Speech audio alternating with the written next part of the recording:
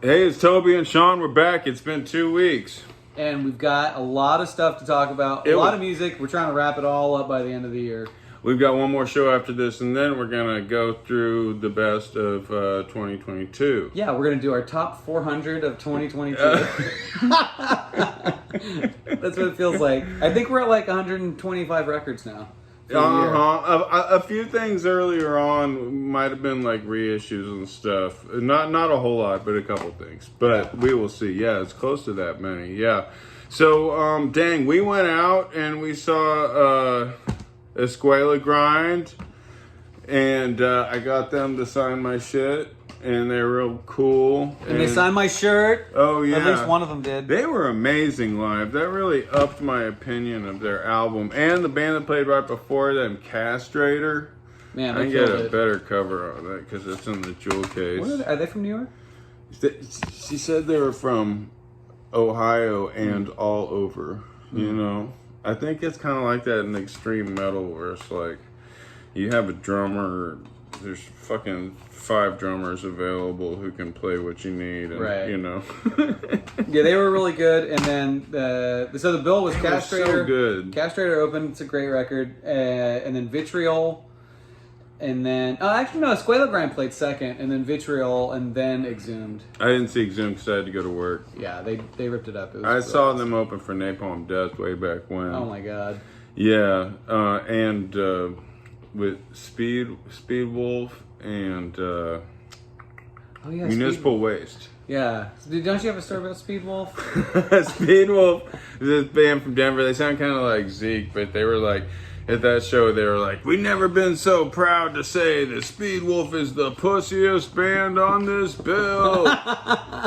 They were right, but it's cool. I mean, that's a hard, Yeah. Everything was heavy. Yeah. It was, and they were just a little bit rock and roll, and that's all you needed to be the pussiest band on that bill. That's all it takes sometimes. Sometimes the rockinest band is the pussiest band in the metal bands. So that was cool. Did we do anything else? Wait.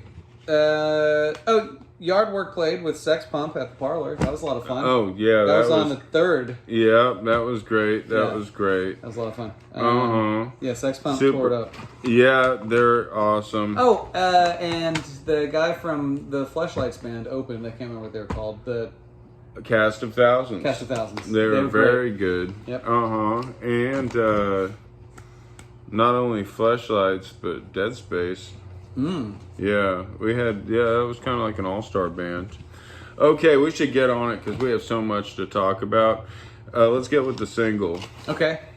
Battlebeats. Out of Indonesia, Battlebeats. 4-song EP.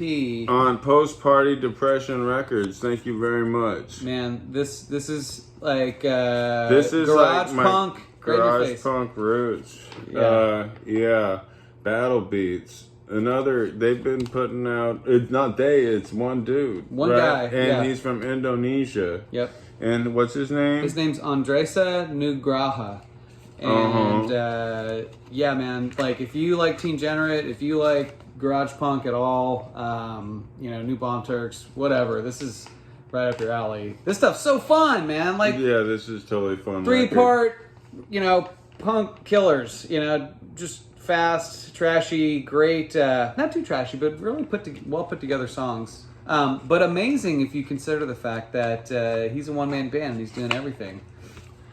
It's totally fucking would have fit right in at the rip-off Rumble and fucking 96 would have killed, huh? Yeah, probably play Gonerfest and kill it, right? Yeah, absolutely. Oh, sorry. It's on some good peach. Is that peach? Yeah, it does. Looks like skin tone, kind of. Band-Aid? Yeah, Band-Aid color. It's like almost the color that when you go to the paint store and they give you all the runoff paint and then shake it off in a can. It's almost always. Yeah, it always comes into like a flesh tone.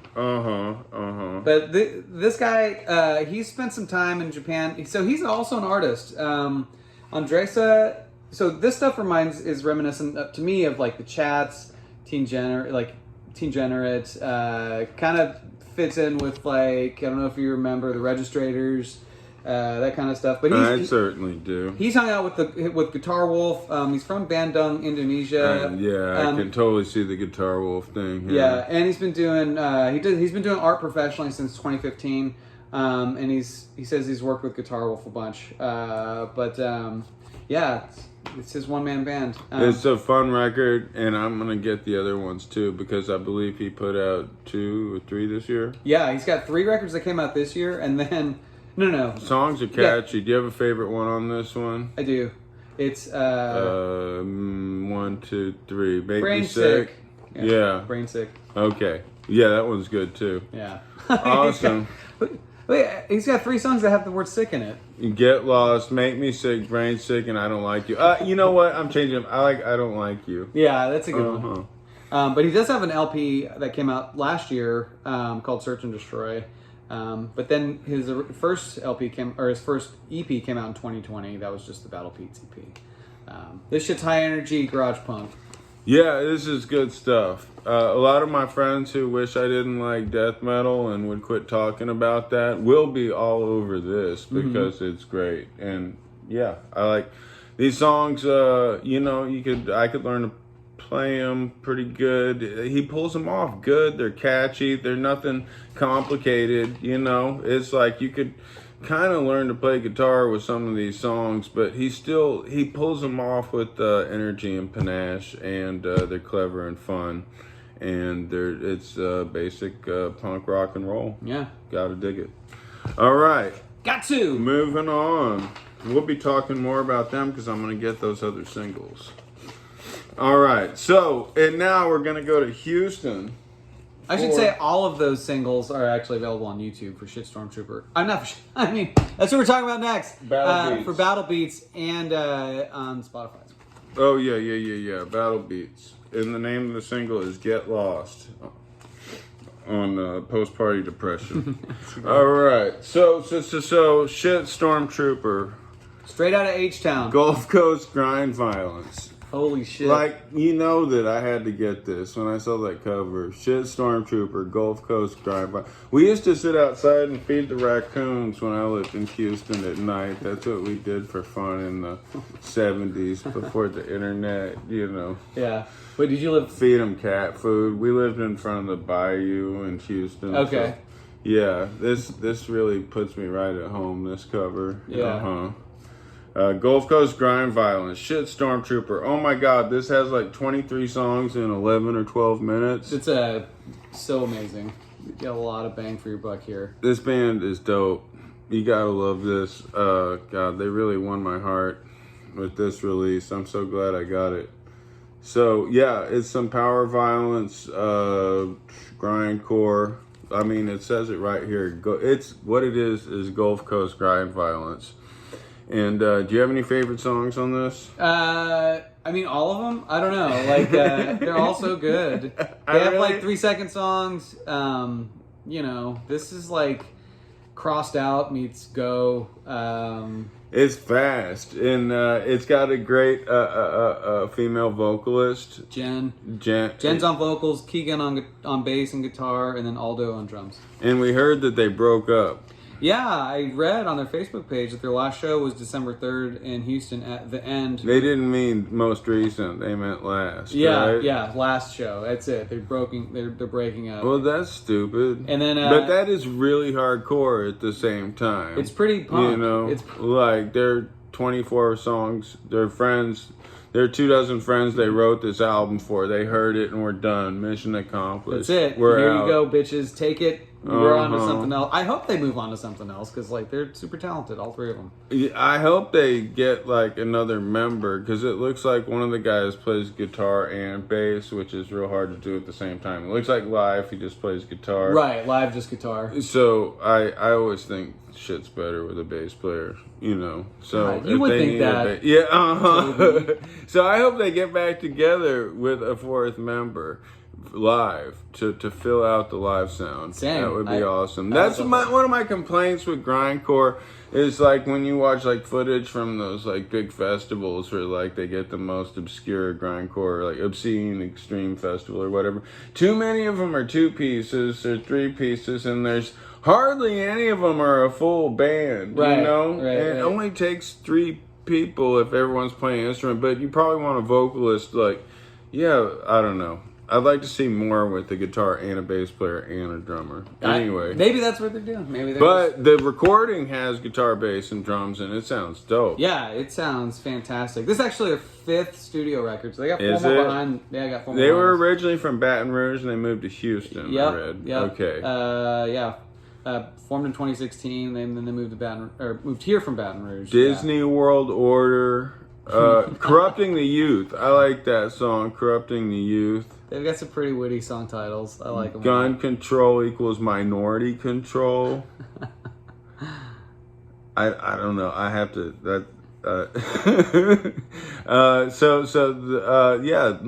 lots of good songs, and it just flies by, and it's real catchy.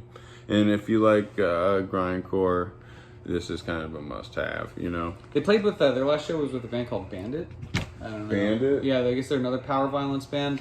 Never heard of them, but I checked them out, and they're pretty good. They're pretty good. Are they from Houston as well? They're from Philly. Philly. Yeah. Philly's got a lot of hardcore, huh? Yeah. Okay, so that takes us to this. Gravecrusher from Hungary. Oh man! Finally, to all the Hungarians out there, we've got a. I feel like we've been neglecting Hungary, but yeah. we finally got to it. Yes, Before the end of the year. real mudgear grindcore. Or this That's is death a metal. cool ass cover, and the album's called Resurrection of Deathly Visions. It's a 4-song EP, and the band members are Disembowler Yep. on both guitar and bass. Yes, And Blasphemy on drums and vocals. mm-hmm. And Revenger is also singing, right? Or is it just those two? I don't know. You see, I saw some footage of them playing, but it was like 5 years ago, Oh, okay. and they were a 5-piece. Gotcha. You know? You know what the drummer? His name. He should change his name from Blasphemy to Blastphemy. I just think that would, blast Maybe dudes. it was taken. Yeah.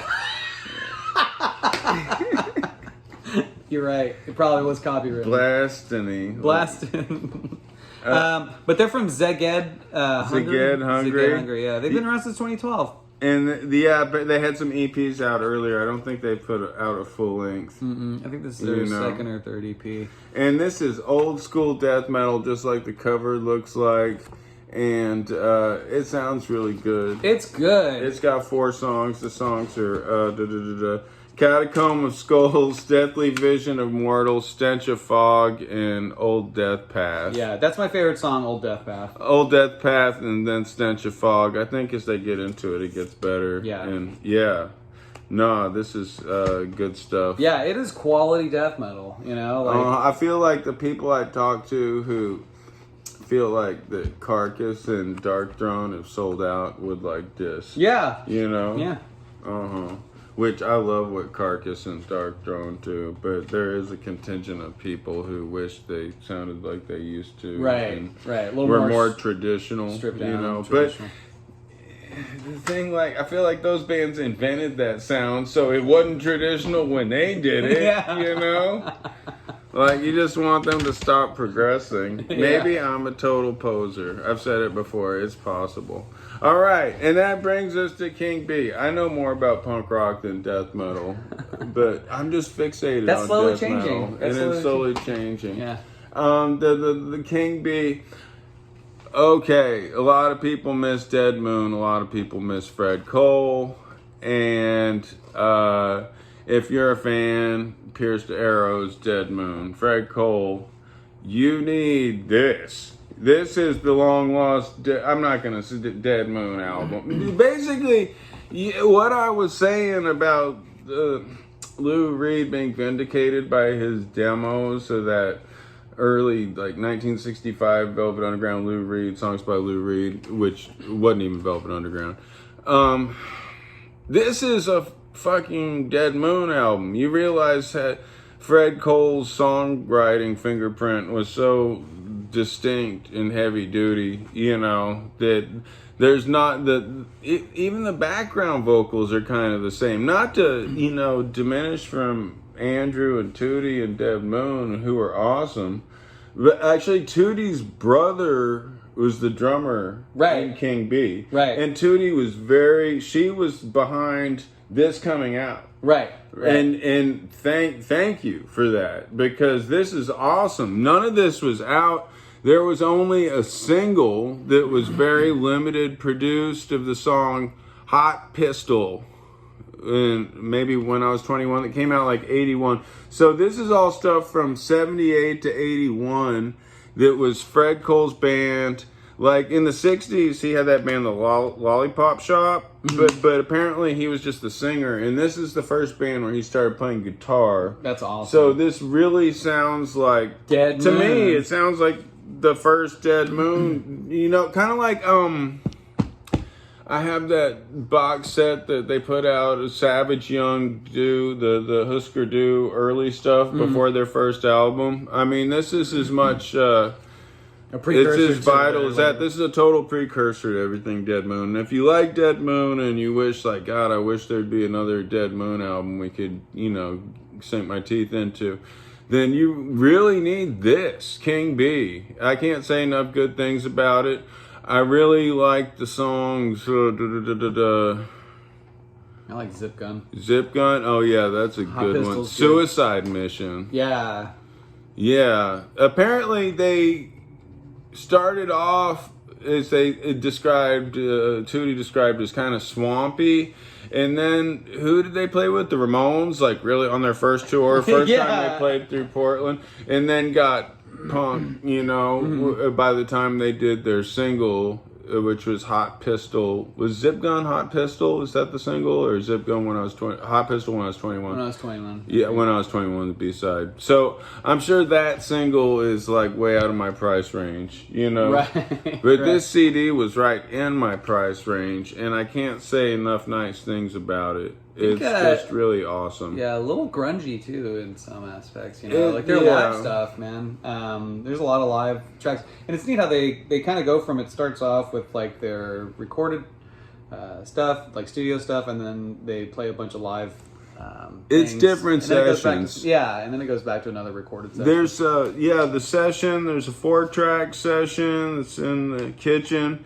There's one song that's at some dive bar in Newburgh, Oregon. 4-track in the practice room, 78. Recorded live on the air at KBOO, Portland, August 11th, 1978. Recorded on 4-track in the practice room, 77. Yeah, so it's 77 to 81. Yeah, this is kind of necessary if you're a Dead Moon fan. When did, wasn't Fred and the Rats also? Or did that come later? That sounds about right. Yeah. And I don't know. Yeah, I don't know the chronology of it. And, but man, I feel lucky. I mean, I got to, chat them up. I mean, the whole band is so nice. But what I felt lucky about is I got to see them in Portland too, in their hometown crowd, which was cool. That's awesome. And I got to see them in a small town, in the Green Onion. It was in San Antonio. And there were people there, but it was like small enough to where like I sat in a booth and chatted with Fred and Tootie, and they told me they'd just come off like an 18-date tour of New Zealand. Wow. I didn't know there was 18 places to play in New Zealand, and they were telling me all about it. They were just super nice people. They were the nicest. And man. you know, it's hard to get those albums now. And the thing is, I don't know what Dead Moon albums there are, like 12 Dead Moon albums, 13 Dead Moon albums, and I have like 3 or 4, and the ones I have I know really well. Yeah. And I was like, God. And then I look at like how much like they're asking for them now, and I was like, I should have just gone. I mean, in one way, they're kind of interchangeable. You're like, what Dead Moon album is this song on? I don't know. Like, one of them. It's on one of them. The one with the black and white cover. But they're all great, and the consistent level of quality is great, just very consistent. And I wish I had all of them, but what I do have this, and I did see that there's a live Dead Moon CD that's real cheap that was put out by Voodoo Donuts. Oh, cool. That I was going to pick up. Okay, totally unrelated to that is this. All right. Jimi Hendrix played at the Los Angeles Forum, April 26, 1969. The experience, the Jimi Hendrix experience. Okay, so in the last 18 years since the Jimi Hendrix family, what do they call it? Jimi Hendrix Foundation, whatever, took over the estate, the quality of all the releases has been high, you know, and I think they're finished putting that. They put out 3 double albums of studio outtakes, and I would recommend all of them. There's Valleys of Neptune, Hell, Something and Other People, and the last one in that series. They were all great. I love them all. And then they put out the live albums, and I gotta say, this is impeccably recorded. Now, this is gonna sound like a fucking, like, I'm such a Jimi Hendrix fan, you know, that this is the amount of shit I can talk on this. There's a couple moments on here that aren't mind-blowing, right? Right. There's a couple, like, you could tell that, okay, so there's something missing in concerts that was happening back then, and I'm not talking about on a small level, I'm talking about on an arena. Like, I've never played an arena. Right. But you don't bust out your new shit. You certainly don't improv. Like, let's just fucking jam on this for a while. And, like, no one jams, like, we're gonna freeform in front of fucking Los Angeles Forum. Yeah. You know? 20,000 people. Yeah, there. And the introduction is like, you know, they tune for like 5 minutes. And well, then, they didn't have tuners. Yeah, which is mind blowing. Like it's such a large audience, but just such a stripped down like process. Like Jimmy gets on stage and he starts speaking to the crowd, and you know it's good times. He says, "Pretend we're at church and pretend that we're looking at the stars." Like he puts everybody in this trip. And then he starts tuning, and then goes into a song that wasn't named until after the concert, Tax Free, which ended up being Tax Free, which is a 15-minute jam session, which was never released in his lifetime. It's kind of a jam. Yeah, and you know, they run through the hits. It's Foxy Lady, Red House, Spanish Castle Magic. Okay, Spanish Castle Magic, which I can't say properly. Like, they do go off in some jams that are just like, okay, yeah, you know, and then they like kind of, you can complete that idea. You got to do like 12 bars of that or whatever, but it's not like, there's a few performances of Hendrix, like Hendrix at Monterey, or like even some of the Atlanta, Miami, like, I don't know, I mean, I've actually listened to this like 15 times, and it's great. But it's not the best concert. It's not the best Jimi Hendrix concert. This would, if I was to get Jimi Hendrix live album, I don't know where I'd start. You kind of have to get Monterey, right? And then there's... Jesus. Well, dude, this is the 22nd posthumous release, you know, so it's like, there's so many to choose from. It's beautifully recorded, and he sounds great. It's still better than everybody, you know? Like, we can only compare this to his own, there's nothing else to compare it to other than his own things that they've so released. It's the original experience. Still, Noel Redding was still in the band, and it's great, and it's entertaining, and listen to it. For diehard Jimi Hendrix fans, it's essential, and they make it affordable. I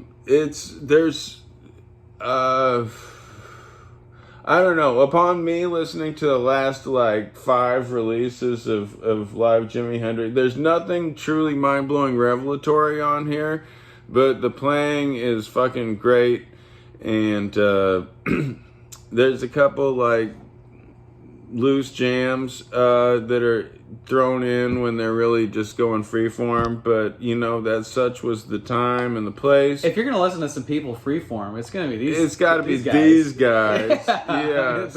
The best of the best. I'm not talking shit. It's awesome. I will listen to this. I'll put it. There's no way any of this stuff is ever gonna leave my collection. Right. I can put on any of it and kick back and enjoy it. So anyway, love that. Okay. Wait, I gotta say something real quick about Yeah. that. There is on YouTube the Jimi Hendrix Foundation website right. channel. There's a really cool Billy Gibbons story that he tells about. Billy Gibbons was at this concert because Moving Sidewalks had they toured and were palling around at this time, and the LA Forum was only like a year old when this happened. And anyway, so Billy Gibbons is there, and he's kind of there's no VIP section obviously at the time, so Billy Gibbons is just like right off the stage, and anyway, but he has a really great story to tell, so everyone should check that out on YouTube. And there's actually I don't know where the whole fucking show is, but someone posted a 3-minute clip of this concert on YouTube, and it sounds really good. They must have dubbed I don't know if they dubbed whatever, but it came out a while ago, so they couldn't have dubbed this mix to that. But it's cool. It shows them playing at least for 3 minutes. That's what it looks like. Yeah, it's that. Yeah, he's still playing the hits. If you get stuff into 1970, he's getting a little more jammy with it. Like, there's no, I always heard these stories before the internet was on, of older people I knew who saw Hendrix that by the end of his career that he was too spaced out and is a legendary fucking wastoid or whatever, but he was always sharp. Even the times they said he wasn't, that was only compared to his other work. Right. Exactly. Geez, the time they said that John Bonham was too drunk to play drums, he was still kicking everyone else's ass. I've heard the recording. It just sounds like a good drummer who, maybe hadn't heard it a whole lot before or something. I don't know. Jesus. But anyway, yeah, Jimi Hendrix was always on fire. All right, so that takes us to Candlemass. From Stockholm, Sweden, Candlemass. Sweet Evil Son, the doom rock institution who's been around since 1983. This is their 13th album. This is some fucking black... This goes well with my wall and my shirt. But yeah, if I could get a poster of that. It's the right colors. Anyway, so Sweet Evil Son... these guys have been an institution of the European festival circuit, and they're, look at them, you can tell. They look great, They're man. mature rockers, and they're cool as shit. Anyway, this is some real doom rock. You know what? Okay. Who does this remind you of in classic metal? Iron Maiden. No, listen...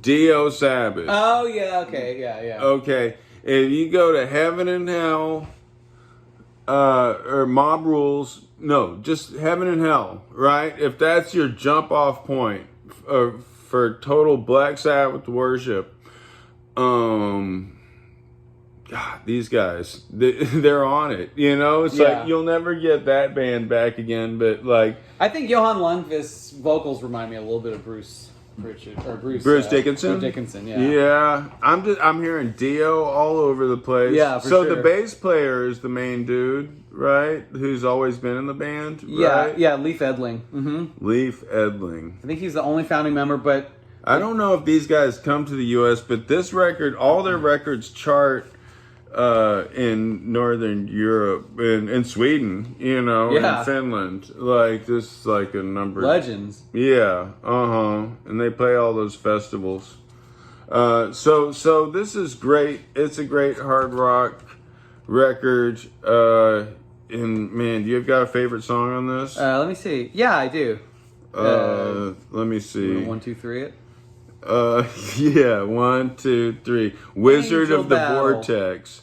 Angel Battle is awesome. Yeah. All these songs are That's great. my second one, but yeah, Wizard.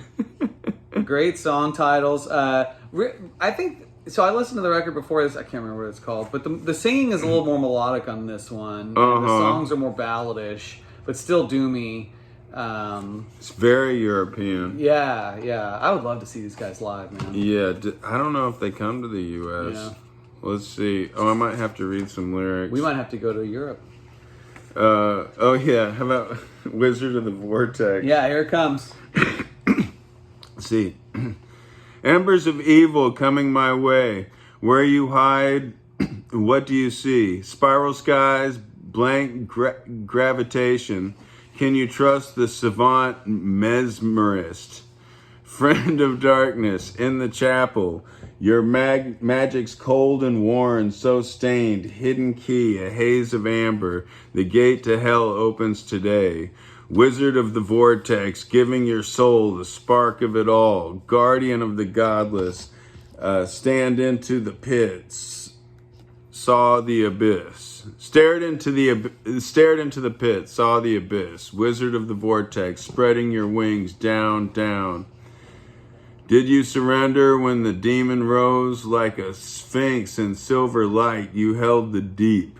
Oh, the flames you gave catharsis and stole our hopes and dreams from our sleep.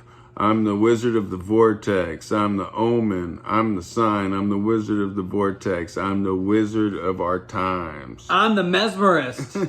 What's a mesmerist? What's a mesmerist? I don't know, but I like that term. And it's not, he didn't say...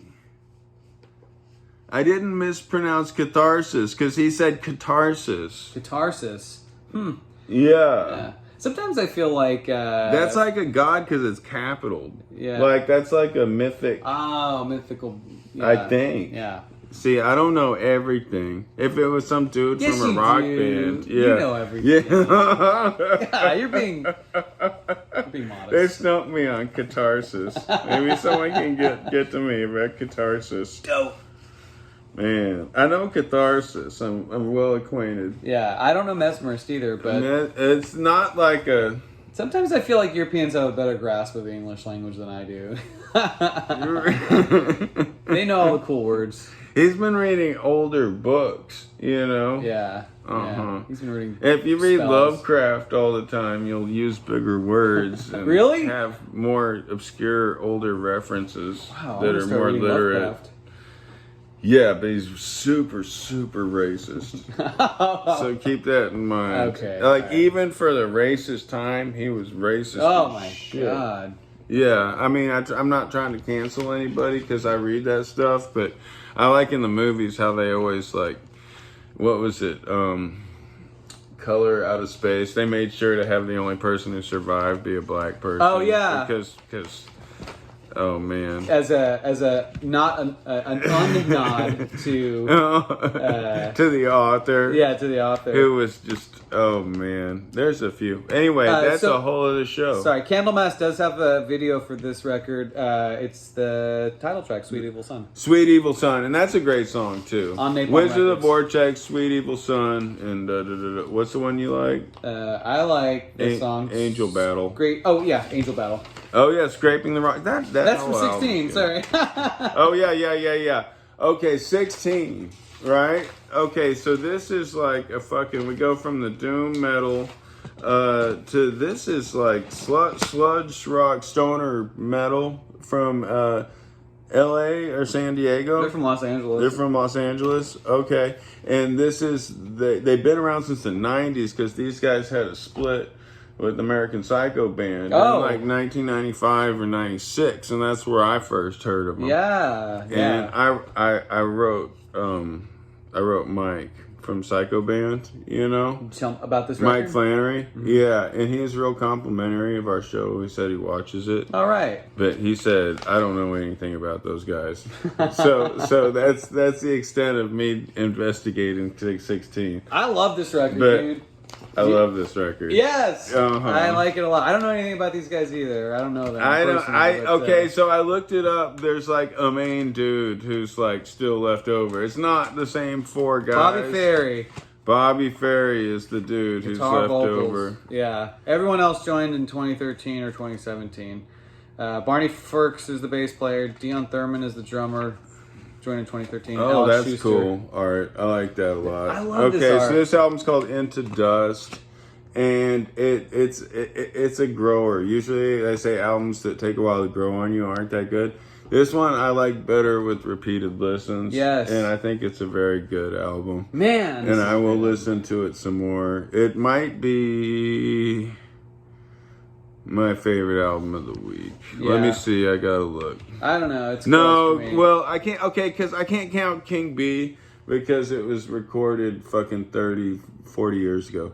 But out of the new stuff, so that's in a different category. But I really, because I can't count King B in my year end. Right. Maybe if we have a category of like reissue stuff, Yeah. that'd be at the top. Right. You know? Right. Or near the top. There's been some good stuff. This reminds me. This is some quality ass, well produced technical sludge metal. I say technical because of the drumming. Somewhere in between Unsane and Queens of the Stone Age. Yeah, and early Mastodon. Throw that all in there, and that's what you get in this record. And a lot of great hooks and melodies and good song. Do you have a song? I've got a couple favorite songs. Well, "Scrape the Rocks" was my favorite song. Your favorite? My favorite song is Lane Splitter. Yes, yeah. And I also really like. I was going to say that actually. Born on a Bar Stool. Yeah, Born on a Bar Stool. It's the Fogerty cover, right? So "Scrape the Rocks," "Misfortune Teller," and "Lane Splitter" all have music videos. Oh, Lane Splitter does. Yeah, I mean, it makes me laugh because Lane Splitter lyrically, like that is straight up like the kind of bummer song I tried not to write. Yeah. And they totally went all the way there. It's all the video is just nothing but footage of dudes riding Harleys in the 70s. Oh, really? Yeah. Okay, check out these lyrics. Oh boy. Lane Splitter by 16. The throttle sticks, you swerve with inches to spare. Bugs in your teeth, you feel the heat. Don't tense up. Made my choices, blood's in the gutter. Lane Splitter, delivered. Your bones are fucking splinters. Lane Splitter. Lane Splinter. Consider that you'll never walk again. The screeching shortcuts keep you bleeding. Roll the dice and the needle to freedom. Your mistakes are made too late to hit the brakes. In the blink of an eye, you could have waited in line. Don't you try and pretend that's it was worth it in the end. Now you are laying there waiting to be saved in the paramedic making minimum wage. Damn. What a bummer. What a bummer ass fucking song, man. I don't know. I'm glad I didn't read these lyrics. Like, the video doesn't have any hint of what the lyrics are about. I love it. The lyrics are, the videos, these dudes are like having fun, time of their lives in the 70s, riding their bikes around with chicks on their backs, you know? But Born on a Bar Stool's got some saxophone in it, and they're getting into like a little like Tom Waits territory or something. I don't know. I hate to say that because personally, that's my least favorite. Okay, I love Tom Waits. I was just listening to Tom Waits. I especially his later albums, but I really hate it when people copy Tom Waits because it's just really obvious. There's certain people like if I started doing an impression of Nick Cave or Tom Waits, he'd be like, "Stop, right now, please, raise a glass to the man." Well, I pay to see. Yeah. Sean does Tom. Yeah. I do Tom. Doing him next week at Antone's. Doing a 2-night stand. Sean sings the blues. Tom Waits. Oh God. When I say that it's got old Tom Waits jazzy lounge feel, I don't mean that someone's doing a Tom Waits impression because that annoys the living shit out of me. But I love this album, and there's a possibility that this will be on my top 20. Like, I don't know. Hey, dude. It is close. It is damn close. It takes me places, man. This is a good record. I listened to it over and over when I was trying to sleep, too, and it's good. I've listened to it in a bunch of different scenarios, and I really like it more than I thought I was going to like it. I love it, So man. this is the one I would 16 at King B, you know. Yeah. I mean, fucking, you know what you're getting. If you're watching this show, you know what you're getting into on a fucking Jimi Hendrix live album. Right. It's beautifully recorded and everyone plays great and they play the hits, you know? Yeah. It's not as experimental. If you want, like, there's some later ones towards the end where he really gets out there on the live experimentation, which is what I like. Just different songs, you know, not necessarily the hits or whatever. Sure. But, whatever, I'll take any of the Jimi Hendrix stuff that the Jimi Hendrix Foundation puts out. But apparently they're really cutthroat about business practices. Like, anyone who ever covered a Jimi Hendrix song, like, if it's a reissue, like, it's not included anymore. Now that the foundation took over, they're like, oh, those people, like, cut us off. Really? You know? They are, like...